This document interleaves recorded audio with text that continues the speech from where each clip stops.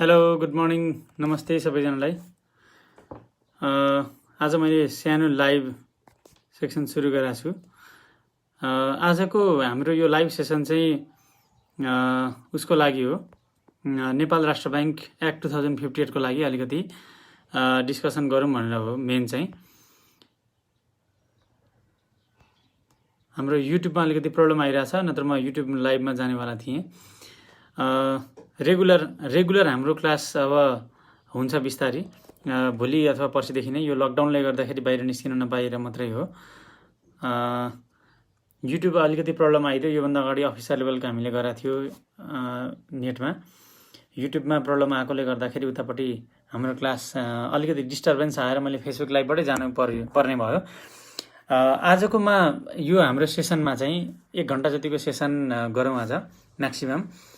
र म तपाईहरुलाई पनि अलिकति यो नेपाल राष्ट्र ब्याङ्क एक्ट 2058 को बारेमा फाइलहरु पनि शेयर गर्नुहुन्छ। यो विशेष चाहिँ हाम्रो एजुकेशनल इन्फर्मेसनको भिडियो हो है। अरु स्टुडेन्ट बाहेक अरु जस्तो जुन फ्याकल्टीको हुनुहुन्न बैंकिङ प्रिपरेसनको भिडियो बनाउँदैछु। यो चाहिँ यसमा हामीले हेर्ने हो भने नेपाल राष्ट्र ब्याङ्क एक्ट 2058 का चाहिँ मुख्य कुराहरु जब हामी हेर्छौं त्यसमा 12 वटा च्याप्टरहरु छ। त्यस्तै गरी हाम्रो 112 वटा सेक्सन्सहरु छ एसिस्टेन्ट लेभलमा सोध्न सक्ने। मैले मेरो पेजमा पनि हिजो दिएको छु। नेपाल राष्ट्र ब्याङ्क एक्ट 2058 को चाहिँ मेजर इम्पोर्टेन्ट फिचर्सहरु के छन्, मुख्य विशेषताहरु के छन् भन्ने एउटा मैले सानो नोट पनि दिएको छु। त्यसमा तपाईले त्यो हेर्न सक्नुहुन्छ। नेपाल राष्ट्र ब्याङ्क ऐन 2058 बाट विशेषताहरुबाट प्राय लोकसेवामा सोधिराख्ने क्वेशन हो त्यो। 20 वटा पोइन्ट दिएको छ मैले त्यसमा। तपाईले त्यो पोइन्ट एकचोटी हेर्नु होला। 20 वटा पोइन्ट दिएको छ। त्यसमा नेपाल राष्ट्र ब्याङ्कलाई केन्द्रीय ब्याङ्कको रूपमा स्थापना गर्नको लागि एनआरबी एक्ट 2058 आएको हो एउटा। त्यस्तै गरी प्राइस स्टेबिलिटी मेन्टेन गर्न भनेको मूल्य स्थिरता कायम गर्नको लागि, अनि शोधनान्तर स्थिरता कायम गर्नको लागि त्यसको लागि नेपाल राष्ट्र ब्याङ्क ऐन 2058 ल्याइएको हो। यो यसको विशेषता भइदियो है। हरेक एक्टमा चाहिँ विशेषताहरु आउँछन्। के हुन्छन् ती विशेषताहरु भन्नुहुन्छ भने एक्टमा दिएका विशेषताहरु भन्नु नै हाम्रो त्यहाँ भित्रका च्याप्टरका कुराहरु हो। त्यहाँ भित्रका मेजर सेक्सन्सका कुराहरुलाई हामीले लेख्ने हो। जस्तो हामीले यदि नेपाल राष्ट्र ब्याङ्क ऐन 2058 तपाईहरुसँग होला पनि, पुरानो नोट होला पनि, यदि छैन भने मेल भयो तपाईहरुलाई मेल आइहाल्छ। आजको क्लास आजको यो सेसन चाहिँ अलिकति तपाईले चित्त बुझाइदिनु होला। किन भन्दाखेरि क्लास सुरु गरौँला भन्दै पनि हाम्रो युट्युबमा प्रब्लम आएकोले गर्दाखेरि आज सेसन राम्रोसँग चल्न पाएन बिहानको योभन्दा अगाडिको। नत्र युट्युबमा पनि तपाईले हेर्न सक्नुहुन्छ। 2टा भिडियो अपलोड गरेको छ, पार्ट 1 र पार्ट 2 भनेर। हुन चाहिँ त्यो अफिसियल लेभलको लागि थियो। अलिकति बढी एनालाइटिकल क्वेशनहरु पनि त्यसमा गरिएको थियो डिस्कसन। तपाईहरुलाई पनि काम चाहिँ लाग्छ। तर यतापट्टि हाम्रो एसिस्टेन्ट लेभलको हेर्दाखेरि मेन क्वेशन सोध्ने भनेको एउटा विशेषता हो। विशेषतामा हामीले के लेख्न सक्छौं, हरेक च्याप्टरका मुख्य कुराहरु विशेषता हुन्। जुनसुकै एक्टको पनि च्याप्टरका मुख्य कुराहरु भन्नेबित्तिकै सेक्सन्सका कुराहरु पनि आउने भए हैन। त्यो सेक्सन्सहरुमा हामीले हेर्ने हो भने हिजोको यही पेजमा छ, तपाईले हेर्न सक्नुहुन्छ हिजोको पोस्ट। त्यसमा चाहिँ केन्द्रीय ब्याङ्कको रूपमा स्थापना गरेको छ हैन। एक्टको मेन फिचर भनेकै एउटा सेन्ट्रल ब्याङ्कको रूपमा नेपाल राष्ट्र ब्याङ्कलाई स्थापना गरेको छ। अर्को कुरा यो प्राइस स्टेबिलिटी, त्यस्तै गरी हाम्रो शोधनान्तर स्थिरता अनि फाइनान्शियल सेक्टरको पनि स्थिरता, वित्तीय क्षेत्रको स्थायित्व हैन, त्यसको लागि नेपाल राष्ट्र ब्याङ्कले काम गर्छ भनेर व्यवस्था गरेको छ। त्यो पनि एउटा विशेषता हो। त्यस्तै गरी हामीले अर्को यो विशेषता मैले कहाँबाट लेखेँ भन्दाखेरि यो विशेषता मैले लेखेको एउटा त प्रस्तावनाबाट लेखेँ। अर्को तपाईको जुन च्याप्टर 2 छ त्यसमा च्याप्टर 2 मा चाहिँ ब्याङ्कको उद्देश्यबाट लेखेँ। त्यस्तै गरी मैले अर्को विशेषता पनि लेखेको छु। ब्याङ्क यो भनेको चाहिँ स्वायत्त संगठन हुनेछ भनेर भनेको छ। त्यो पनि च्याप्टर 2 मै दिएको छ हैन। अनि यो नेपाल राष्ट्र ब्याङ्कको यो काम कर्तव्य अधिकारहरूको बारेमा व्यवस्था गरिएको छ। यो पनि च्याप्टर 2 मै दिएको छ। यो पनि यसको विशेषता हो हैन। त्यस्तै गरी हामीले अर्को हेर्दाखेरि के काम गर्नुहुन्छ, के काम गर्नु हुँदैन राष्ट्र ब्याङ्कले, यो क्लियरली बुझाएको छ हैन। हरेक एक्टको विशेषता के हो भनेर भन्यो भने तपाईँले विशेषता भन्ने कुरामा अझै पनि कन्फ्युजन हुन्छ कतिलाई हैन। कुनै व्यक्तिको विशेषता के छ भनेर भन्यो भने जस्तो यहाँ हाम्रो सविता घिमिरे जी हुनुहुन्छ हैन, सविता घिमिरेले वाच गरिरहनु भएको छ। त्यस्तै गरी हाम्रो कमलानाथ हुनुहुन्छ, बबिताजी हुनुहुन्छ हैन। हरेकको केही न केही विशेषता हुन्छ नि। कसैलाई गाना गाउन आउँछ राम्रोसँग हैन, अनि कसैलाई चाहिँ केही कुरा राम्रोसँग यो आर्ट गर्न आउँछ, ड्रइङ गर्न आउँछ, कसैको बोली मिठो हुन्छ हैन। त्यो भनेका विशेषताहरू हुन् हैन। त्यो चाहिँ अथवा तपाईले चिन्ने कसरी त भन्ने कुरा हो नि त। मेन विशेषता भनेको तपाईको फिचर्सहरू के छन्। हामी नेपाल राष्ट्र बैंक एक्ट 2058 को बारेमा कुराकानी गरिरहेछौँ है। यसमा म बरु लेखिने पनि दिन्छु, एनआरबी एक्ट 2058 है त। ल फेरि पनि गुड मर्निङ सबैलाई। अब म के कुरा गरिरहेको थिएँ, यसको विशेषताहरूको बारेमा कुरा गरिरहेको थिएँ। विशेषताहरूमा अब हिजोको तरिकाले तपाईँले हेर्नुभयो भने त्यसमा मेजर सबै च्याप्टरहरूका कुराहरू लेखिएका छन्। जस्तो त्यसपछि मैले च्याप्टर 3 को पनि लेखा छ। त्यसमा चाहिँ सञ्चालक समितिको गठन, काम कर्तव्य अधिकार, व्यवस्थापन समिति, गभर्नरको काम कर्तव्य अधिकार पनि दिइएको छ हैन। त्यस्तै गरी उतापट्टि हाम्रो मोनिटरी ब्याङ्किङ भन्नेसम्म जुन च्याप्टर 4 छ, च्याप्टर 4 मा फाइनान्सियल प्रोभिजन छ, आर्थिक व्यवस्थाहरू छ, जस अन्तर्गत नेपाल राष्ट्र बैंकको पुँजी अनि त्यस्तै गरी नाफा घाटा गणना गर्ने, त्यसको एलोकेसन गर्ने भनेको त्यसलाई, अनि यसको चाहिँ विनियोजन कसरी गर्ने भन्ने कुराहरू पनि दिइएको छ त्यसमा। अनि त्यसपछि अर्को च्याप्टरमा मुद्रा तथा ब्याङ्किङ सम्बन्धी च्याप्टरमा चाहिँ नेपाल राष्ट्र बैंकले मौद्रिक नीति जारी गर्ने भन्ने बारेमा दिइएको छ। एकाधिकार दिइएको छ नेपाल राष्ट्र बैंकलाई नोट सिक्का निष्कासन गर्नको लागि हैन। यो पनि तपाईले लेख्न सक्नुहुन्छ हैन।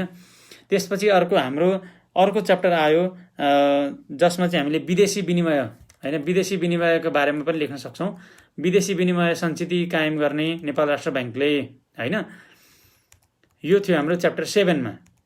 त्यो पनि हाम्रो यो विशेषतामै आयो। मैले सबै च्याप्टरहरुकै कुराहरू लेखिरहेको छु है विशेषतामा। यदि तपाईले त्यो नोट हेर्नु भएको छ भने त्यसपछि नेपाल सरकारसँगको सम्बन्धको बारेमा पनि त्यो पनि अर्को विशेषता हो।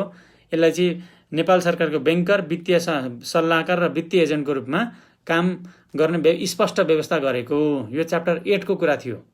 त्यस्तै गरी च्याप्टर 9 बाट पनि अर्को विशेषता लेखा छ। च्याप्टर 9 मा के छ हाम्रो, च्याप्टर 9 मा हाम्रो यो बैंक तथा वित्तीय संस्थाहरूको नियमन, निरीक्षण र सुपरिवेक्षणको बारेमा दिइएको छ हैन। यो च्याप्टर 9 थियो।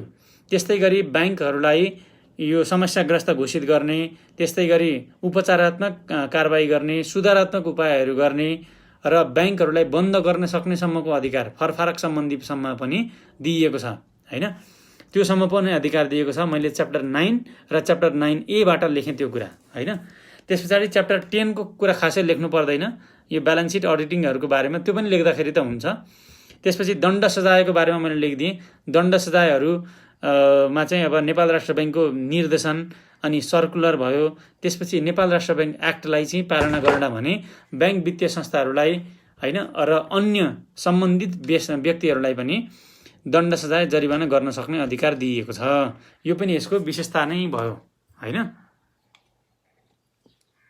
त्यसपछि हामीले हेर्ने हो भने यसको अर्को विशेषतामा मैले के लेखा छ, यो भुक्तानी फरछोट तथा सेटलमेन्ट, भुक्तानी क्लियरिङ र सेटलमेन्टको चाहिँ व्यवस्था नेपाल राष्ट्र बैंकले गर्नुपर्ने भन्ने व्यवस्था गरिएको छ हैन।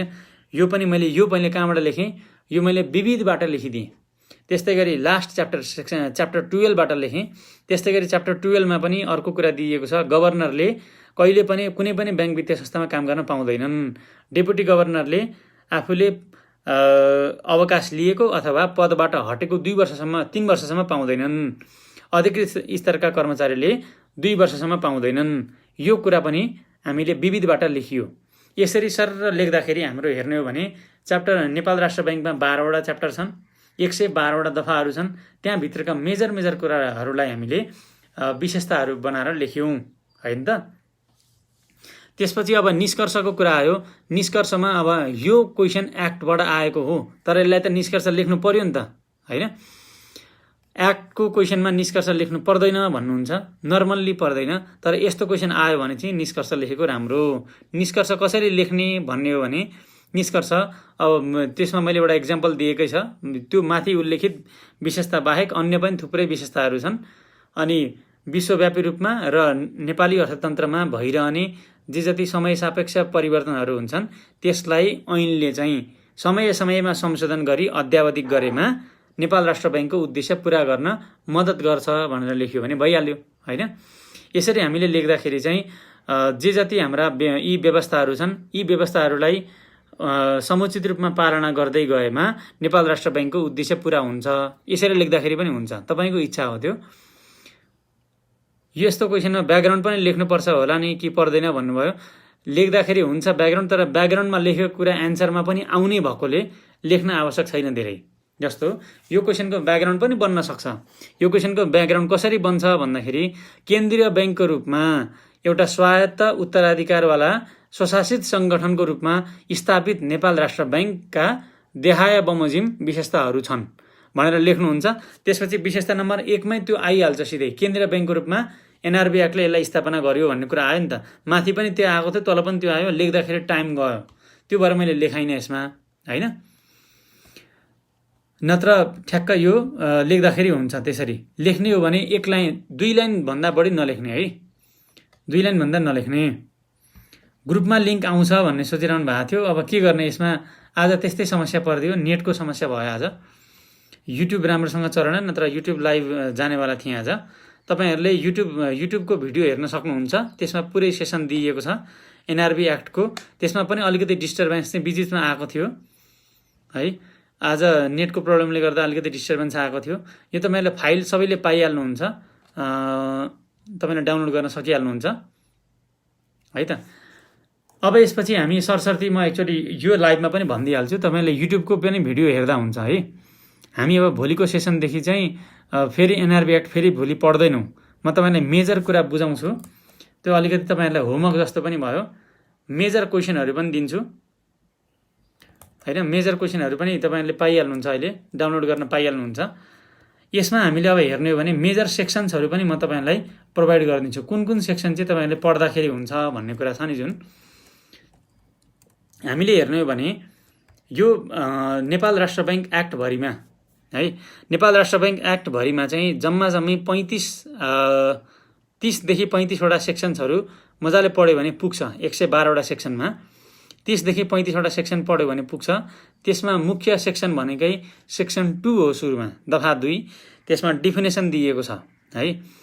यो सबै नोटमा पाइहाल्नुहुन्छ तपाईहरुले। डेफिनेसनमा के दिएको छ भने वित्तीय संस्था भनेको के हो, मुद्रा भनेको के हो, भनेको मनी भनेको के हो, फरेन करेन्सी भनेको के हो, फरेन एक्सचेन्ज भनेको के हो, लेटर अफ क्रेडिट प्रतित पत्र भनेको के हो, अनि विनिमय पत्र बिल अफ एक्सचेन्ज भनेको के हो, प्रतिज्ञा पत्र भनेको के हो। यस्तो यस्तो 6-7 वटा चाहिँ हाम्रो दिएको छ है। युट्युब च्यानलको नाम के छ भनेर भन्नुभयो। युट्युब च्यानलको नाम मैले धेरै भिडियो त हालेको छैन युट्युबमा, एउटा 2टा मात्रै हो। बिस्तारै हाल्दै जाम्ला। अब तपाईले कृष्ण निरौला भनेर सर्च गर्नु भने आउँछ होला सायद।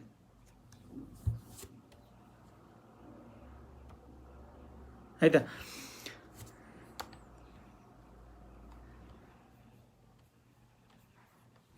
ल अब यसपछि हाम्रो नेपाल राष्ट्र बैंक एक्टमै जाउँ। फेरि नेपाल राष्ट्र बैंक एक्टमै जाँदाखेरि च्याप्टर 1 को मुख्य सेक्सन भनेको सेक्सन 2 हो। हरेक ऐनमा भनौँ न 90% जति एक्टमा दफा 2 मा डेफिनेसन दिएको हुन्छ। योभन्दा अगाडिको भिडियोमा पनि मैले एकचोटि भनेको थियो है। पुराना ऐनमा मात्रै दिएको हुँदैन। जस्तो विदेशी विनिमय नियमित गर्ने ऐन 2019 फरेन एक्सचेन्ज रेगुलेसन एक्ट 2019, त्यसमा डेफिनेसन छैन हैन। सेक्सन 2 त्यही च्याप्टर 1 भनेर त्यसरी छुट्याएको छैन। तर अब अन्यमा हेर्ने हो भने यसरी छुट्याइएको हुन्छ। च्याप्टर 1 को सेक्सन 2 मा दिएको हुन्छ। त्यसपछि च्याप्टर 2 मा जाउँ हामी। च्याप्टर 2 परिच्छेद 2 मा चाहिँ नेपाल राष्ट्र बैंकको गठन, यसका उद्देश्य, काम, कर्तव्य, अधिकार हरेक उसमा ऐनमा नर्मल्ली यस्तै हुन्छ है। जस्तो बाफियामा हेर्यौँ भने पनि त्यहाँ त्यही छ हो। इन्कर्पोरेसन अफ बीएफआईज भन्ने दिएको छ, यहाँ पनि त्यस्तै हो। यसमा हाम्रा मुख्य सेक्सन 5 वटा छन्, दफा 3, 4, 5, 7, 8 है। 5 वटा सेक्सन इम्पोर्टेन्ट छन्, यो नोटमा हेर्न सकिहाल्नुहुन्छ। यो दफा 3 मा हाम्रो बैंक को संस्थापना, बैंकको संस्थापना, दफा 4 मा यसका उद्देश्य, त्यस्तै गरी दफा 5 मा काम, कर्तव्य, अधिकार। काम, कर्तव्य, अधिकार हाम्रो 11 वटा छन् है। काम कर्तव्य अधिकार 11वटा छन्। काम कर्तव्य अधिकार 11वटामा हामीले 10वटा याद गर्नु पर्यो। अर्को एउटा भनेको अदर्समा आइहाल्छ, अन्य यो सम्बन्धी अन्य उद्देश्य पूरा गर्नका लागि काम गर्ने भन्ने दिइएको छ है। यसमा यदि हामीले हेर्ने हो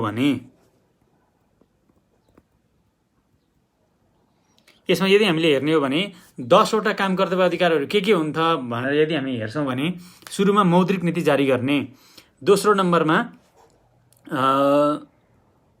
सुरुमा बैंक नोट तथा सिक्का निष्कासन गर्ने, दोस्रो नम्बरमा मौद्रिक नीति, तेस्रो चौथो पाँचौं 3वटा भनेका विदेशी छन्।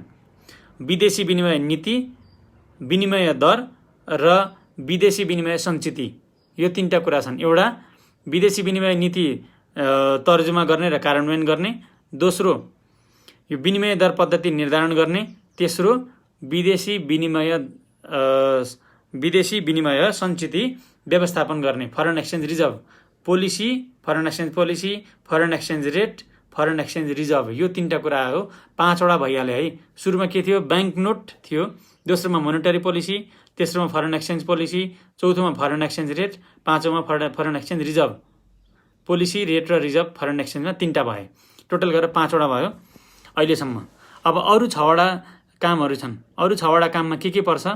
बैंक तथा वित्तीय संस्थाहरूको भनेर हामीले भन्न सक्छौँ। बैंक तथा वित्तीय संस्थाहरूको सम्बन्धमा हैन, बैंक तथा वित्तीय संस्थाहरूलाई इजाजत पत्र दिने र तिनीहरूको नियमन, निरीक्षण, अनुगमन, सुपरिवेक्षण, नि असु, यसलाई इङ्ग्लिसमा रिम्स पनि भन्न सक्छौँ, रेगुलेसन, इन्स्पेक्सन, मोनिटरिङ, सुपरभिजन हैन। यो 4वटा काम गर्ने, बैंकलाई लाइसेन्स दिने अनि रिम्स गर्ने, यो भयो हाम्रो 6औं है। 5वटा योभन्दा अगाडि के थिए? एउटा बैंक नोट, दोस्रो मोनेटरी पोलिसी, तेस्रो चौथो पाँचौं विदेशी थिए 3टै, विदेशी नीति दर सञ्चिति थिए, foreign exchange policy, foreign exchange rate, foreign exchange reserve हैन। अनि त्यसपछि अर्को हाम्रो 6औँमा के आयो भन्दाखेरि 6औँमा बैंकहरूलाई लाइसेन्स दिने, रिम्स गर्ने उनीहरूको है। हामी एनआरबी एक्ट पढिरहेछौँ है ज्योतिजी। अनि त्यस्तै गरी हाम्रो अर्को भनेको बैंक नेपाल सरकारको पनि बैंकरको रूपमा काम गर्ने अनि सल्लाहकार र वित्तीय एजेन्टको रूपमा पनि काम गर्ने है। सल्लाहकार र वित्तीय एजेन्टको रूपमा पनि काम गर्ने, बैंक वित्तीय संस्थाहरूको पनि बैंककै रूपमा काम गर्ने र अन्तिम ऋणदाताको रूपमा काम गर्ने है। Bank of the banks and lender of last resort भनिहाल्नुभयो सुस्मिताजीले। त्यसपछि हाम्रो अर्को पिसिएस गर्ने हैन, payment clearing and supervision, payment clearing र सेटलमेन्ट मेकानिजमको प्रमोट गर्ने र त्यसलाई प्रवर्धन गर्ने र नियमित गर्ने काम पनि गर्छ नेपाल राष्ट्र बैंकले। यो अर्को काम दिइएको छ। त्यस्तै गरी अर्को खुला बजार सञ्चालनबाट तरलता व्यवस्थापन गर्ने हैन।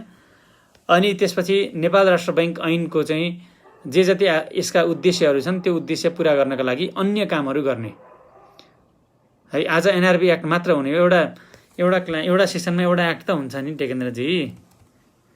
ल, यो थियो हाम्रो सेक्सन 5 जुन चाहिँ एकदमै बढी इम्पोर्टेन्ट सेक्सन एसिस्टेन्ट लेभलको लागि है। त्यसपछि हामीले अर्को इम्पोर्टेन्ट सेक्सन भनेको यदि हेर्ने हो भने हैन, अर्को इम्पोर्टेन्ट सेक्सन यदि हामी हेर्छौँ भने अर्को इम्पोर्टेन्ट सेक्सनमा चाहिँ अब च्याप्टर 2 मा यति नै हो।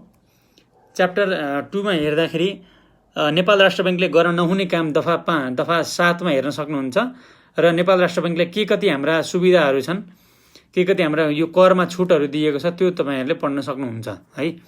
त्यसको पनि मेजर कुरा नोटमा पाइहाल्नुहुन्छ, सरसर्ती हेर्ने एकचोटी।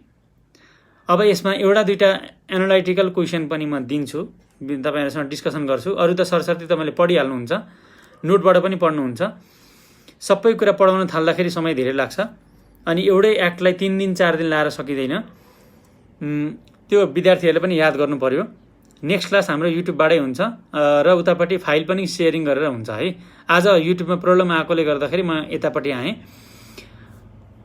नत्र हाम्रो जुमबाट हुन्छ, रेगुलर हुन्छ है। भोलिदेखिको क्लास पनि रेगुलर हुन्छ, तर भोलि एनआरबी एक्ट फेरि हुँदैन नि है। भोलि अर्को कुनै एक्ट हुन्छ। 5 दिन 6 दिन जतिमा हाम्रो सबै सकिहाल्छ, सबै एक्टहरू सकिहाल्छ। त्यसपछि हामी गरिहाल्छौँ है। क्वेशन एन्सर दुईटै पाउनुहुन्छ तपाईहरुले है। ल अब यसपछि हाम्रो च्याप्टर 3 मा यदि हामी जाने हो भने chapter 3 very very very important chapter. मैले 3 चोटि भेरी भेरी इम्पोर्टेन्ट भने। यो च्याप्टर 3 मा चाहिँ हाम्रो विशेष गरी नेपाल राष्ट्र बैंकको सञ्चालक समितिको गठन, गभर्नरको काम कर्तव्य अधिकार, सञ्चालक समितिको काम कर्तव्य अधिकार, यति 3टा कुरालाई चाहिँ हामीले मेजर रूपमा हेर्नु पर्यो। र दोस्रो कुरा भनेको यो क्वालिफिकेसन र डिस्क्वालिफिकेसन, योग्यता र अयोग्यता। योग्य हुनको लागि के हुनुपर्छ, अयोग्य हुनको लागि के हुनुपर्छ हैन, यी कुराहरू चाहिँ हाम्रो यसमा आए। इम्पोर्टेन्ट क्वेसन मैले अहिलेसम्म भनिरहेको छु है, इम्पोर्टेन्ट क्वेसनमा मैले के भने भन्दाखेरि इम्पोर्टेन्ट क्वेसनमा नेपाल राष्ट्र बैंकको काम कर्तव्य अधिकार एउटा, नेपाल राष्ट्र बैंक एक्टको विशेषता दोस्रो, तेस्रोमा सञ्चालक समितिको गठन र काम कर्तव्य अधिकार, पाँचौं सञ्चालकहरूको योग्यता तथा अयोग्यता है। त्यसपछि अर्को हेर्ने हो भने गभर्नरको काम कर्तव्य अधिकार है, गभर्नरको काम कर्तव्य अधिकार। यति नै हो हाम्रो च्याप्टर 3 को इम्पोर्टेन्ट क्वेसनहरू। यो सरस्वती हेर्ने एकचोटि है, तपाईले पाउनुहुन्छ। यो कुराहरू सबै मैले रटाउनु भन्दा पनि तपाईले पढेको राम्रो हो। त्यसपछि हाम्रो च्याप्टर 4 छ। च्याप्टर 4 मा यसमा 3वटा मात्र मेजर सेक्सन्सहरू छन्, दफा 39, दफा 40 र दफा 41। नेपाल राष्ट्र बैंकको पुँजी कति हुने, यसको आय व्यय भनेको नेट प्रॉफिट र नेट लसको गणना गर्ने, र खुद नाफालाई चाहिँ, हुन त खुद घाटा पनि छ तर तपाईले खुद नाफा मात्रै पढाइ हुन्छ, खुद नाफालाई चाहिँ कसरी बाँड्ने, 3 ठाउँमा बाँड्नुपर्छ। एउटा 5% हाम्रो मोनिटरी लायबिलिटी फन्डमा, अनि 5%, 10% र फेरि 5% गरेर 3वटा दिएको छ है, मोनिटरी लायबिलिटी फन्डमा, त्यस पछाडि फाइनान्शियल स्टेबिलिटी फन्डमा, र 10% चाहिँ हाम्रो जगेडा कोषमा, साधारण जगेडा कोषमा, जेनरल रिजर्भमा चाहिँ ट्रान्सफर गर्नुपर्छ भनेर दिएको छ दफा 41 ले। अब च्याप्टर 5 आयो हाम्रो सिधै। च्याप्टर 5 मा यदि हामीले हेर्ने हो भने च्याप्टर 5 मा पनि हाम्रो 5वटा सेक्सन इम्पोर्टेन्ट छन्, दफा 44, 45, 46, 48 र 49 है। 44, 45, 46, 48 र 49। यसमा दफा 44 मा मोनिटरी पोलिसी, मौद्रिक नीति जारी गर्छ नेपाल राष्ट्र बैंकले भनेर भनेको छ। त्यसपछि दोस्रोमा दफा 45 मा खुला बजार सञ्चालन गर्ने है। म सरसर्ती एकचोटि भनिसकेपछि म तपाईहरुलाई एकछिनमा एक्जाम्पल सहित पनि एउटा दुईटा क्वेशन दिन्छु, जुन चाहिँ अलिकति गाह्रो क्वेशन आउन सक्छ यहाँबाट। नत्र नर्मल्ली स्ट्रेट फरवर्ड क्वेशन त हामीले गर्न सकि नै हाल्छौं है। अनि यो जुन मैले तपाईलाई नोटमा दिएको हुन्छ 30-35 वटा सेक्सन छ म्याक्सिमम, त्योभन्दा बढी सेक्सन छैन। ती सेक्सन्सहरु पढ्ने हो र नोट हेर्दिने हो भने पुगिहाल्छ, त्यति याद गरिदिनु भयो भने भइहाल्छ है। हो, अब गभर्नरको लागि पनि अब गभर्नरको लागि 3 जना हुनु परिहाल्यो, 2 जना डेपुटी गभर्नर र एउटा रिनाउन्ड गरी भनेर भनेको छ। त्यसरी क्लियरली भनेको छैन है। डेपुटी गभर्नर र लब्ध प्रतिष्ठित मध्येबाट 3 जना भनेर भनेको छ। ल अब हाम्रो मौद्रिक कार्य र खुला बजार सञ्चालन च्याप्टर 5 मा दिएको छ, जस अन्तर्गत चाहिँ बैंकहरूले पनि यो कम्पलसरी डिपोजिट राख्नुपर्ने भनेको सीआरआर कति मेन्टेन गर्ने भन्ने कुरा पनि यहीबाट अधिकार पाएको छ नेपाल राष्ट्र बैंकले। त्यसपछि च्याप्टर 6 मा आयो हाम्रो यो मुद्रा तथा इकाई हैन, मुद्रा इकाई, बैंक नोट तथा सिक्काहरू सम्बन्धमा दिएको छ च्याप्टर 6 मा। यहाँबाट क्वेशन के आउँछ भन्दाखेरि यहाँबाट क्वेशन हामीले दुईटा सेक्सन मात्र याद गरे पुग्छ। एउटा सेक्सन 51 मा 1 रुपैयाँ बराबर 100 पैसा हुन्छ भनेर भनेको छ। दफा 52 मा चाहिँ अनि नेपाल राष्ट्र बैंकले एकाधिकार पाउँछ। त्यो एकाधिकार पाउँदाखेरि नेपाल राष्ट्र बैंकले नेपाल सरकारको स्वीकृति पायो भने 40% जति चाहिँ हाम्रो जति नोट निष्कासन गर्छ त्यसको 40% सुन चाँदीहरू धितो राख्ने र बाँकी चाहिँ अन्य स्वदेशी मुद्राहरू, त्यसपछि नेपाल राष्ट्र बैंक, नेपाल सरकारका डिबेन्चरहरू राख्ने। तर स्वीकृति पाएको छैन भने चाहिँ 50% चाहिँ राख्नुपर्ने हुन्छ धरौटी। त्यो धरौटीको बारेमा कुरा गरिएको छ दफा 52 मा। यो पनि दफा इम्पोर्टेन्ट छ। च्याप्टर 6 मा यही दुईटा मात्र सेक्सन इम्पोर्टेन्ट भए है। मैले सुरुदेखि एकचोटि फेरि भनौं, च्याप्टर 6 सम्म आउँ। च्याप्टर 2 मा हाम्रो 5 वटा सेक्सन इम्पोर्टेन्ट थिए, दफा 3, 4, 5, 7 र 8। च्याप्टर 3 आयो त्यसपछि, त्यसमा हाम्रो 8 वटा जति इम्पोर्टेन्ट सेक्सन छ। 14, 15, 20, 21, 29, 30, 34 र 35 है। सीता साउदजी 50% नै हो, तर मैले अघि भनिहालेँ नेपाल सरकारको स्वीकृति पाएमा चाहिँ 40 र 60 हो है।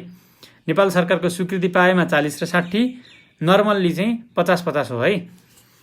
ल अब यसपछि हाम्रो अनि च्याप्टर 5 मा 5 वटा सेक्सन इम्पोर्टेन्ट छन्।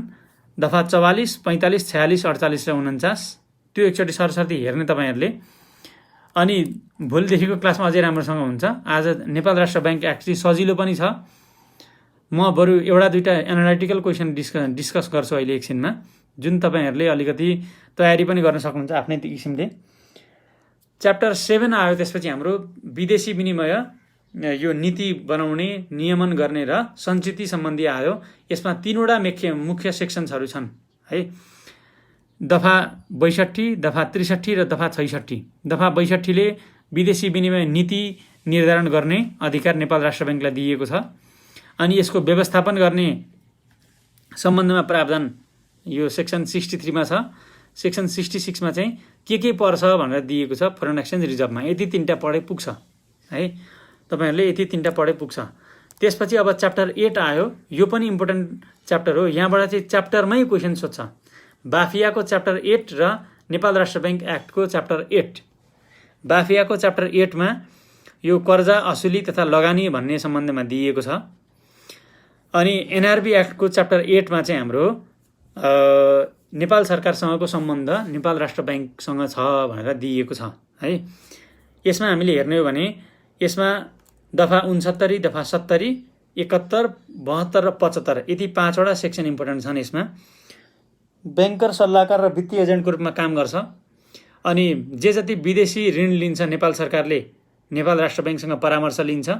बजेट को अगाडि प्री बजेट सेसन पनि गर्नुपर्छ। अनि त्यस्तै गरी निक्षेप सङ्कलन गरिदिन्छ नेपाल सरकारको, नेपाल राष्ट्र बैंकले। वित्तीय एजेन्टको रूपमा पनि काम गर्छ। त्यसपछि नेपाल सरकारलाई ऋण दिने 180 दिन भन्दा बढी दिन पाउँदैन। त्यो 180 दिनसम्मको भन्दा बढी अवधिको दिन पाउँदैन।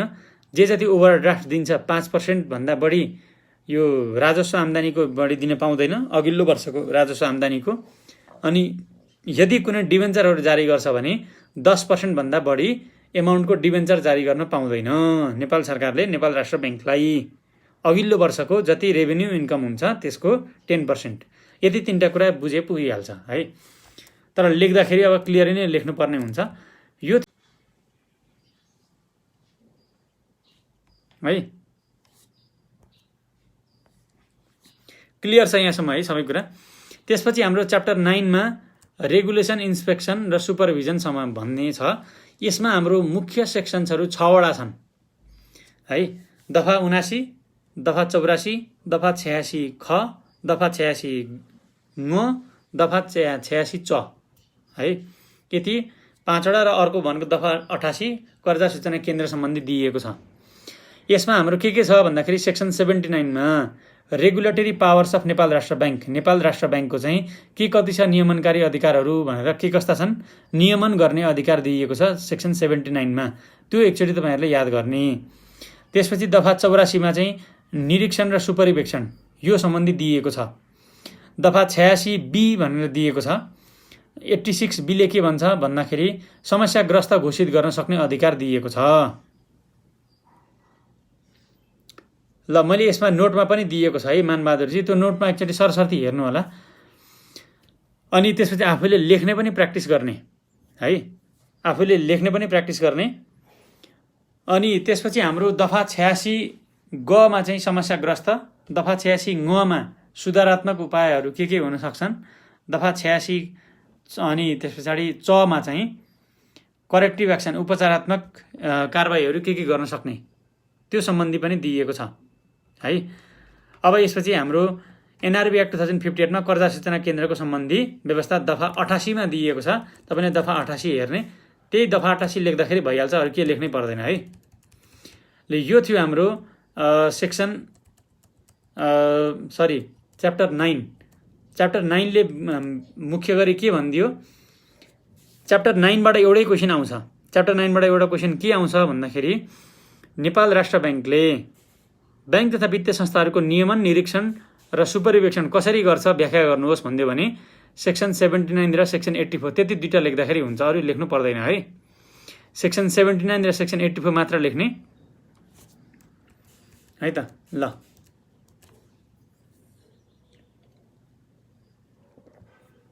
हाम्रो विद्यार्थीहरूले पाइहाल्नुहुन्छ इन्स्टिच्युटबाट, त्यो समस्या भएन। ल म सबै हाम्रो तपाईँहरूले नोटमा पनि पाइहाल्नुहुन्छ।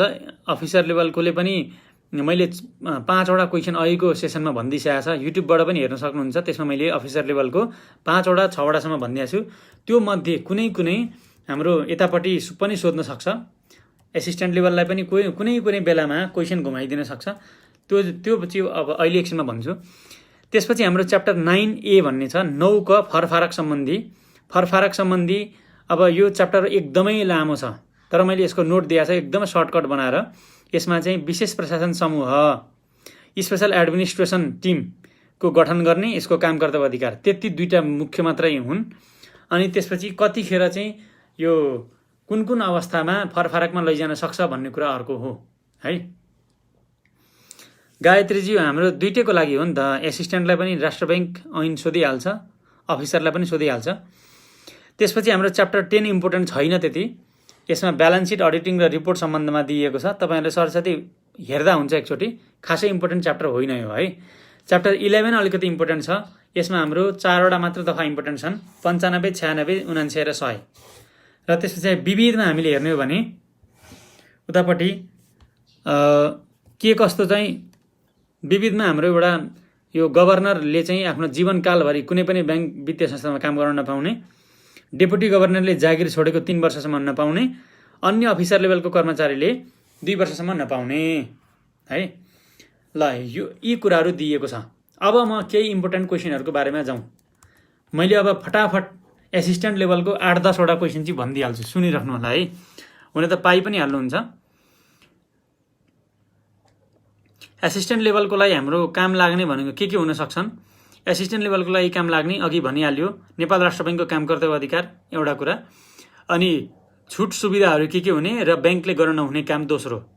त्यसपछि तेस्रो क्वेसन सञ्चालक समितिको काम कर्तव्य अधिकार, गभर्नरको काम कर्तव्य अधिकार, अनि नेपाल राष्ट्र ब्याङ्क ऐन 2058 मा संस्थागत सुशासन सम्बन्धी व्यवस्था कसरी गरिएको छ, यो एनालाइटिकल क्वेसन भयो है। यो एकछिनमा आउँला, यो डिस्कसन गर्नुपर्ने हुन्छ मैले है। Corporate governance in NRB Act 2058, यो अलिकति एनालाइटिकल क्वेसनमा पर्यो। मैले 5वटा क्वेसन भनिसकेँ है। त्यसपछि अन्य क्वेसनहरूमा यदि हामीले हेर्ने हो भने उतापट्टि विदेशी विनिमय सम्बन्धी सोध्न सक्छ एउटा, नेपाल सरकारसँगको सम्बन्ध सोध्न सक्छ अर्को, 7वटा भयो। त्यसपछि 8औं नम्बरमा हाम्रो सोध्न सक्ने क्वेसन भनेको यो ब्याङ्क तथा वित्तीय संस्थाहरूको निरीक्षण, सुपरिवेक्षण, नियमन कसरी गर्छ, यो क्वेसन सोध्न सक्छ अर्को हैन। अनि त्यसपछि अर्को क्वेसन चाहिँ बाफिया हुँदाहुँदै नेपाल राष्ट्र ब्याङ्क एक्ट किन चाहियो है। बाफिया हुँदाहुँदै नेपाल राष्ट्र ब्याङ्क एक्ट किन चाहियो, यो पनि क्वेसन अर्को सोध्न सक्छ। सुस्मिताजी अब प्योर इङ्ग्लिसमा भन्न थाल्यो भने त नेपाली मिडियमकोले केही नै बुझ्दैन नि त हैन। नोटहरू तपाईँले 2टै मिडियममा पाउनु भएकै हुन्छ, त्यो समस्या भएन त्यसको लागि। अनि त्यस्तै गरी अर्को क्वेसन के सोध्न सक्छ, जुन चाहिँ च्याप्टर 9 बाटै पनि हो, नेपाल राष्ट्र ब्याङ्कले अफिसरलाई पनि काम लाग्छ है। यो मैले अफिसरको लागि पनि भनिरहेको छु अघिदेखि। एउटा त corporate governance in NRB act, यो पनि अफिसरको लागि पनि इम्पोर्टेन्ट हो, एसिस्टेन्टको लागि पनि इम्पोर्टेन्ट हो। नियामक निकायको रूपमा कसरी नेपाल राष्ट्र ब्याङ्कले काम गरिरहेको छ, यो अर्को इम्पोर्टेन्ट क्वेसन हो। अफिसरको लागि चाहिँ, एसिस्टेन्टको लागि पनि ठिकै इम्पोर्टेन्ट हो। यसको लागि हामीले च्याप्टर 9 बाट लेख्नुपर्छ है। त्यसपछि हाम्रो अर्को क्वेसन के हुन सक्छ, अर्को क्वेसन हाम्रो केन्द्रीय ब्याङ्कको रूपमा नेपाल राष्ट्र ब्याङ्कले कसरी काम गरिरहेको छ एज पर एनआरबी एक्ट है। As per NRB Act, how Nepal Rastra bank has been working as the central bank of Nepal है। Justify with suitable examples reciting the major provisions of the act. म एक्चुअली फेरि भन्थ्यौँ, नेपाल राष्ट्र ब्याङ्क ऐन 2058 बमोजिम नेपाल राष्ट्र ब्याङ्कले केन्द्रीय ब्याङ्कको रूपमा कसरी कार्य गरिरहेको छ, ऐनका स्पष्ट प्रावधानहरूका आधारमा उदाहरणसहित लेख्नुहोस् है। यो क्वेसन सोध्न सक्छ। एसिस्टेन्ट लेभलको लागि त इम्पोर्टेन्ट हुने भइ नै हाल्यो। कुनै बेलामा हाम्रो अफिसर लेभलको लागि त इम्पोर्टेन्ट हुने भइहाल्यो, एसिस्टेन्ट लेभललाई पनि कुनै बेलामा सोध्न सक्छ। यसमा हामीले के लेख्ने हो त? ल यस्तो क्वेसन सोधिदियो भने यसमा हामीले के लेख्ने हो त? कसरी केन्द्रीय ब्याङ्कको रूपमा काम गर्छ? स्ट्रेट फरवर्ड त लेखिहाल्नुहुन्छ क्वेसन तपाईँहरूले, होइन? याद गरेर लेखिहाल्नुहुन्छ। केन्द्रीय ब्याङ्कको रूपमा कसरी काम गर्छ भन्ने यदि हो भने लेख्नुपर्ने हो भने केन्द्रीय ब्याङ्कले के काम गर्छ भन्ने कुरा बुझ्ने हो नि त मेन, होइन? यसको लागि हामीले के लेख्न सक्छौँ? जस्तो मुद्रा निष्कासन गर्ने भनेको ब्याङ्कनोट सिक्का निष्कासन गर्ने, मौद्रिक नीति जारी गर्ने, विदेशी विनिमय नीति जारी गर्ने, दफा 5 कै कुरा आउँछ यसमा, सेक्सन 5 कै कुरा आउँछ। तर सेक्सन 5 सँगसँगै हामीले सेक्सन 5 का कुरा हुबहु लेखौँ भने पनि हुन्छ, यसलाई पुग्न चाहिँ पुग्छ, होइन? अनि सँगसँगै उतापट्टि हामीले दण्ड सजाय पनि दिन सक्छ भनेर केन्द्रीय ब्याङ्कको रूपमा यसरी एउटा काम गर्छ भनेर सिम्पली एउटा कन्क्लुजन मात्र लेख्ने हो, है? अरू कुरा चाहिँ हाम्रो सेक्सन 5 बाट पनि लेख्न सक्छौँ। केन्द्रीय ब्याङ्कको रूपमा कसरी काम गर्छ भनिदियो भने तपाईँले सेक्सन 5 यदि हेर्नुहुन्छ भने त्यसले लगभग केन्द्रीय ब्याङ्कका सबै कामहरू दिएको छ, है? त्यो लेख्नुभयो भने पुगि नै हाल्छ, है? यो एउटा क्वेसन हो। अनि दोस्रो कुरा, वाणिज्य ब्याङ्क तथा वित्तीय संस्थाहरूको अम्ब्रेला एक्टको रूपमा बाफिया हुँदाहुँदै एनआरबी एक्ट किन चाहियो भन्ने क्वेसन आइदियो भने के लेख्नु त, है? वाणिज्य ब्याङ्कहरूको यो अन्तिम वाणिज्य ब्याङ्कहरूको छाता ऐनको रूपमा बाफियाले काम गरिरहेछ, ब्याङ्क वित्तीय संस्थाहरूको छाता ऐनको रूपमा काम गरिरहेछ, एनआरबी एक्ट किन चाहियो भनेर सोध्यो भने चाहिँ तपाईँले कसरी लेख्नुहुन्छ? त्यस्तो क्वेसनमा बाफिया आउनुको मुख्य कारण यो हो, एनआरबी एक्ट आउनुको मुख्य कारण यो हो। दुईटैको प्रस्तावनाको कुरा लेखिदिने, है? दुईटैको प्रस्तावनाको कुरा लेखिदिने अनि त्यसपछि आफ्नो जजमेन्ट दिने। आफ्नो जजमेन्ट भन्ने बित्तिकै पनि गफ लेख्ने होइन। त्यसमा आफ्नो जजमेन्टको लागि हामीले के गर्नुपर्छ भन्दाखेरि जस्तो ब्याङ्क भनेको एउटा एकदमै यो सेन्सिटिभ बिजनेस हो, संवेदनशील व्यवसाय हो। यसमा यो ब्याज दरमा सम्बन्धमा विभिन्न उतार चढाव आउन सक्छ, तरलताको समस्या आउन सक्छ, समग्र वित्तीय स्थायित्वमै पनि समस्या आउन सक्छ। यिनीहरूलाई नियन्त्रण गर्नको लागि नेपाल राष्ट्र ब्याङ्क एउटा केन्द्रीय ब्याङ्क चाहिन्छ। निरीक्षण सुपरिवेक्षण गर्नको लागि एउटा केन्द्रीय ब्याङ्क चाहिन्छ, हो? अनि त्यस्तै गरी हाम्रो कुनै पनि यो नियम उल्लङ्घन गरेमा दण्ड सजाय दिनका लागि एउटा माथिल्लो निकाय पनि चाहिन्छ। यसका लागि नेपाल राष्ट्र ब्याङ्क चाहिने हो, है? हो, त्यो सम्बन्धमा हामीले त्यसरी लेख्नुपर्ने हुन्छ। हामीले के कुरामा फोकस गर्छौँ? बाफिया हुँदाहुँदै एनआरबी एक्ट किन चाहियो भनेर ब्याङ्कहरूमा समस्या आउन सक्ने के कुरामा, जस्तो ब्याज दरमा अस्थिरता हुन सक्ने, त्यसको लागि नेपाल राष्ट्र ब्याङ्कले विभिन्न यो ओपन मार्केट अपरेसन, खुला बजार सञ्चालन गरेर तरलता व्यवस्थापन गर्छ र ब्याज दरमा पनि विभिन्न नीति नियम निर्देशनहरू ल्याउँछ। त्यसको लागि केन्द्रीय ब्याङ्क चाहियो, हो? त्यस्तै गरी हाम्रो अर्को फरेन एक्सचेन्ज ट्रान्जेक्सन गर्नको लागि त्यसको लागि प्रोपर रुल्स रेगुलेसन्सहरू चाहियो, नीति नियमहरू चाहियो विदेशी विनिमय कारोबार गर्नको लागि, होइन?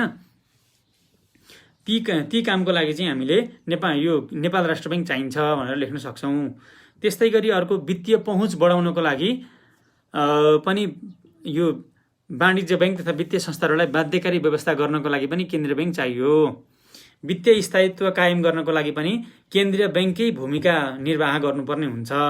तसर्थ बाफिया 2073ले ब्याङ्क तथा वित्तीय संस्थाहरूलाई नाफामुखी व्यवसायको रूपमा स्थापना गरेको, तर यो केन्द्रीय ब्याङ्कको अवधारणा बमोजिम नेपाल राष्ट्र ब्याङ्क ऐन 2058ले चाहिँ सेन्ट्रल ब्याङ्कको रूपमा नेपाल राष्ट्र ब्याङ्कलाई ल्याएको हुनाले एउटाले बिजनेस एन्ड अन्ली बिजनेस, ब्याङ्कले गर्ने भनेको व्यवसाय हो, ब्याङ्कहरूको नियमन गर्ने भनेर चाहिँ यो केन्द्रीय ब्याङ्कले र समग्र अर्थतन्त्रलाई चलायमान बनाउँदै एउटा गतिशीलतातर्फ उन्मुख गराउने काम केन्द्रीय ब्याङ्कले गर्छ भनेर यसरी तपाईँले लेख्न सक्नुहुन्छ। कर्जा लगानी गर्ने काम ब्याङ्क तथा वित्तीय संस्थाको हुन्छ, उतापट्टि कर्जा नियन्त्रण गर्ने काम चाहिँ केन्द्रीय ब्याङ्कको हुन्छ, है? यति कुरा लेख्यो भने त्यो क्वेसन पुगिहाल्यो। अर्को कुरा अघि मैले भनेको थिएँ एकचोटि कर्पोरेट गभर्नेन्सको बारेमा भनेको थिएँ, होइन? कर्पोरेट गभर्नेन्सको लागि के लेख्ने हो भन्यो भने कर्पोरेट गभर्नेन्सको लागि हामीले च्याप्टर 3 को बारेमा लेख्ने। त्यसमा सञ्चालक समितिको काम कर्तव्य अधिकार के सञ्चालक समितिले नीति बनाउँछ, होइन? विभिन्न नीतिहरू बनाउँछ। ब्याङ्क नेपाल राष्ट्र ब्याङ्ककै आन्तरिक नीतिहरू पनि बनाउँछ, त्यस्तै गरी मौद्रिक नीति बनाउँछ, विदेशी विनिमय नीति बनाउँछ, होइन? अनि तर तिनीहरूलाई चाहिँ पालना गर्ने काम गभर्नरले गर्छ, व्यवस्थापन समितिले गर्छ, होइन? अनि त्यस्तै गरी लेखा परीक्षण समिति पनि छ, जसले चाहिँ सबै सम्बन्धित यो लेखाहरूको हेर्ने काम, त्यस्तै गरी ब्याङ्कमा पारदर्शिता छ कि छैन भन्ने काम, चेकिङ गर्ने काम गर्छ। आवधिक यो जुन क्वार्टरली रिपोर्टहरू अडिट गर्ने काम गर्छ। यसरी हेर्दै जाँदाखेरि ब्याङ्कहरूले, नेपाल राष्ट्र ब्याङ्कले जे जति नीति बनाउँछ यो सञ्चालक समितिले बनाउँछ र व्यवस्थापन समितिले त्यसलाई पालना गर्छ। ठिक भएको छ कि छैन, कारोबारहरू ठिक भएका छन् कि छैनन् भनेर लेखा परीक्षण समितिले त्यसको लेखा परीक्षण गर्ने हुनाले यसरी चाहिँ यसमा यो कर्पोरेट गभर्नेन्स चाहिँ स्थापना गरिएको छ भनेर तपाईँले लेख्न सक्नुहुन्छ है। अलिकति आफूले पनि लेख्ने प्र्याक्टिस गर्ने।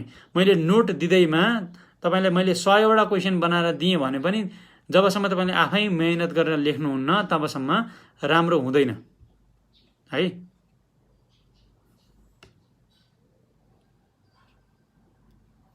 ल, बिन्दुजीले सोध्नुभयो नेपाल राष्ट्र ब्याङ्कले गर्न नहुने काम 10 मार्क्समा सोधेको छ, तर गर्न हुने काम पनि छ नि त त्यसको लागि तल होइन। त्यो क्वेसन सजिलो आइदिएको हो, त्यसको लागि थोरै भए पनि त्यति नै लेख्ने, त्यहाँभन्दा बढी नलेख्ने। कुनै कुनै बेलामा त्यस्ता छोटा क्वेसनहरू पनि आउँछन् जसको एन्सर चाहिँ सानो हुन्छ होइन, मार्क्स धेरै हुन्छ, त्यसमा आत्तिनु पर्दैन केही पनि है। त्योभन्दा बाहिर नलेख्ने केही पनि फेरि है, जे सोधेको छ त्यति नै लेख्ने। ल, यो पनिसमेन्ट भनेर हामीले दफा 49 दफा 100 मैले भनिहालेँ अघि, जति छ त्यति नै लेख्ने हो है। त्योभन्दा एकदम धेरै के लेख्नु र, छोटो भए पनि छोटो नै लेख्ने, बरु लामो छ भने घटाउने, त्यसलाई लामो छ भने मिलाएर लेख्ने हो। तर त्यहाँ भएका किवर्डहरू लेख्नु पर्यो है। किवर्ड भनेको कस्तो भने जस्तो मोनेटरी पोलिसी भनिदिएँ मैले होइन, नेपाल राष्ट्र ब्याङ्कको काम कर्तव्य अधिकारमा मोनेटरी पोलिसी भनेको एउटा के भइदियो, किवर्ड भयो। त्यो सेन्टेन्समा अब अलिकति तलमाथि हुनसक्छ। मोनेटरी पोलिसी जारी गर्ने काम नेपाल राष्ट्र ब्याङ्कले गर्छ होइन, मौद्रिक नीति जारी गर्ने काम गर्छ भनेर एकजनाले लेख्यो, अर्को विद्यार्थीले मौद्रिक नीति तर्जुमा गर्ने र कार्यान्वयन गर्ने गराउने गर्छ। यो हुँदा उस्तै सुनियो नि त, हुबहु एउटै भएन, तर यसले खासै फरक पर्दैन यति हुँदाखेरि। त्यहाँ भएका किवर्डहरू चाहिँ हुबहु लेख्नुपर्छ, अरू सेन्टेन्स चाहिँ मिलाउन सकिन्छ है। ल, अब यसपछि हाम्रो मैले भनिहालेँ आजको सेसन तपाईँले फेरि एकचोटि हेर्नु होला। मैले 8वटा 10वटा जति क्वेसन भने एसिस्टेन्ट लेभलको लागि, अनि उतापट्टि अफिसर लेभलको लागि पनि 5वटा 6वटा क्वेसन भने। अफिसर लेभलकोमा फेरि एकचोटि भनिदिन्छु, एसिस्टेन्ट लेभलकोले त सुनिसकिहाल्नुभयो। अफिसर लेभलको हामीले क्वेसन यदि हेर्ने हो भने एउटा क्वेसन यो केन्द्रीय ब्याङ्कको रूपमा कसरी काम गरिरहेको छ, बाफिया हुँदाहुँदै एनआरबी एक्ट किन चाहियो, अनि संस्थागत सुशासन कसरी कायम गरेको छ, नियामक निकायको रूपमा कसरी कार्य गरिरहेको छ। 5औं क्वेसन चाहिँ ब्याङ्क वित्तीय संस्थाहरूको कारोबारमा कसरी प्रभाव पार्छ नेपाल राष्ट्र ब्याङ्कले। As per NRB Act 2058 how Nepal Rastra bank होइन may impact on the financial transaction of BFIs. कसरी लेख्नुहुन्छ यो क्वेसन। ल, अन्तिममा जाँदै गर्दाखेरि मैले एउटा क्वेसन भनिदिएँ। हुन त मैले अहिलेको युट्युब सेसन पनि हेर्न सक्नुहुन्छ, त्यसमा पनि यो भन्न चाहिँ भनेको छ, त्यही पनि लास्टमा 2 मिनट भनिदिइहालौँ। नेपाल राष्ट्र ब्याङ्कले नेपाल राष्ट्र ब्याङ्क ऐन बमोजिम कसरी ब्याङ्क तथा वित्तीय संस्थाहरूको कारोबारमा असर गर्न सक्छ भन्यो भने के लेख्नुहुन्छ त्यसमा तपाईँहरूले लेख्ने भनेकै जस्तो ब्याज दर निर्धारण गरिदिने काम, ब्याज दरको निर्धारण सम्बन्धी नीति, निक्षेप सङ्कलन कर्जा प्रवाह सम्बन्धी नीति होइन। त्यसपछि पुनर्कर्जा सम्बन्धमा ब्याङ्क वित्तीय संस्थाहरूमा यो तरलताको समस्या आइपरेमा नेपाल राष्ट्र ब्याङ्कले खुला बजार कारोबार गरेर रिपर्चेज र रिभर्स पर्चेज, रिभर्स रिपो होइन, रिपो र रिभर्स रिपोको कारोबार गर्ने है।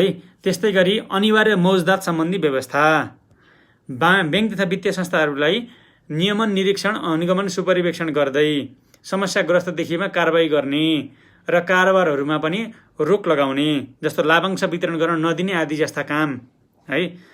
यी कुराहरूलाई तपाईँले लेख्न सक्नुहुन्छ। दण्ड सजाय दिने, जरिवाना तिराउने, यसरी चाहिँ वाणिज्य ब्याङ्क तथा वित्तीय संस्थाहरूको कारोबारमा नेपाल राष्ट्र ब्याङ्कले असर गर्न सक्छ भन्ने कुराहरू लेख्दाखेरि भयो। भोलिबाट क्लास हुन्छ, आज पनि एउटा क्लासै हो है यो। भोलि फेरि नेपाल राष्ट्र ब्याङ्क एक्ट पढाउँदिनँ नि मैले तपाईँलाई मेजर कुराहरू भने तपाईँले सरसर्ती एकचोटि हेर्ने हो, याद गर्ने आफैले पनि, नोटमा पनि आइहाल्छ है। ल, सञ्चालक समितिले तोकेको एकजना व्यक्ति, सञ्चालक समितिको हाम्रो एकजना सञ्चालक चाहिँ हुन्छन् लेखा परीक्षण समितिमा है त। ल अब आजलाई यति नै गरौँ, हाम्रो सानो भेटघाट यतिमै टुङ्ग्यौँ। यदि अब अब्जेक्टिभमा मात्रै सोध्छ भने अब्जेक्टिभको कुराहरू सबै लेख्ने होइन, अब्जेक्टिभको कुराहरू सबै याद गर्ने है त। ल यसको एन्सर नि आउँछ, यसको एन्सर आउँछ, धेरैको एन्सर आउँछ है त। ल आजलाई यति नै गरौँ है। ल नमस्ते।